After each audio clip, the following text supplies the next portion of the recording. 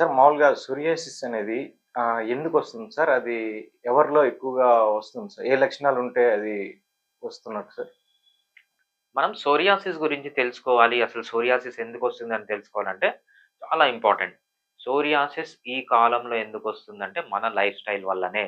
మనం తినే ఫుడ్, మనం నిద్ర సరిగ్గా పోకపోవడం వల్ల, ఎక్సర్‌సైజ్ సరిగ్గా చేయకపోవడం వల్ల, అంతేకాకుండా లైఫ్‌లో స్ట్రెస్ ఎక్కువ పెట్టుకోవడం వల్ల, ఆల్కహాలు, స్మోకింగ్ ఇవన్నీ కామన్ రీజన్స్ ఏది సోరియాసిస్ రావడానికి.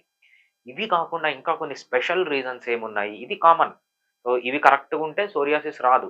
దీంతో పాటు ఇంకేమున్నాయంటే ఎక్కువగా యాంటీబయాటిక్స్ వాడడం, అనవసరంగా మందులు వాడడం, బీపీకి మందులు వాడడం అనవసరంగా, షుగర్‌కి మందులు వాడడం, అదే గాకుండా ఎక్కువ ప్రెగ్నెన్సీ టైంలో మందులు వాడడం.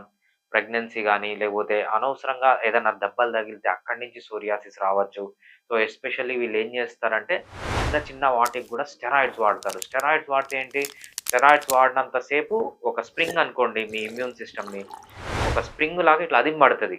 సో, ఒక్కసారి మీరు స్టెరాయిడ్స్ అని తీసేస్తే మీ మీ ఇమ్యూన్ సిస్టమ్ స్ప్రింగ్ ఎలా రివర్స్ అవుతది? అలా రివర్స్ అవుతదనమాట. అలా రివర్స్ అయినప్పుడు మీకు ఆటో ఇమ్యూన్ డిజార్డర్స్ అనేవొస్తాయి. సో, ఈ పనులు గనక చేయకుండా ఉంటే సోరియాసిస్‌కి తప్పకుండా దూరంగా ఉంటారు. ఇంకో ఇంపార్టెంట్ థింగ్ ఏంటంటే కెమికల్స్ వాడడం. అనవసరంగా ఫుడ్‌లో కెమికల్స్ ఎయడం, మేకప్‌లేసుకోవడం. సో, చిన్న పిల్లలకి సెంట్లు ఇవన్నీ వాడడము. ఆడవాళ్ళు ఆహ్, ఒక మేకప్ కాదు 10 లేయర్లు, 20 లేయర్లు మేకప్స్ ఏసుకోవడం.